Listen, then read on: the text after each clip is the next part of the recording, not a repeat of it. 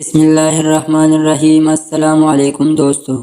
ایک دن وزیر نے بادشاہ کو کہا، بادشاہ سلامت، ہم سیر پر چلتے ہیں اور اس مزدور کی حالت دیکھتے ہیں۔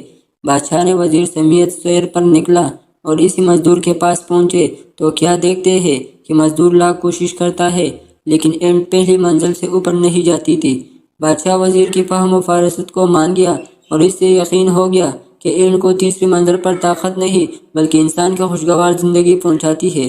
قصہ مختصر کہ مزدور کی بیوی کو بتایا گیا تھا کہ یہ سب تمہارے ساتھ ڈرامے کیا گیا تھا۔ جب اس سے حقیقت معلوم ہوئی تو وہ خوش ہوئی اور پھر وہی شوہر کی خدمت اور وہی اینٹ تیسری منزل پر۔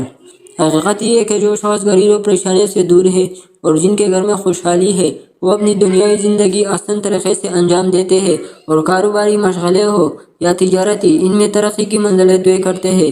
بعض اوقات گھروں میں رنجشیں جان بوجھ کر ڈالی جاتی ہے تاکہ ان کے درمیان ہونے والی لڑائی کو دیکھ کر ہم محظوظ ہو، پر ایسا کرنے کے لیے یہی سوچنا چاہیے کہ کیا ایسا ہمارے ساتھ بھی ہو سکتا ہے۔ حدیث مبارکہ ہے، خوش رائے دو، نفرتیں مت پلاؤ، آسانیاں پیدا کرو، مشکلات پیدا نہ کرو، خوش رہے اور خوشیاں بانٹے۔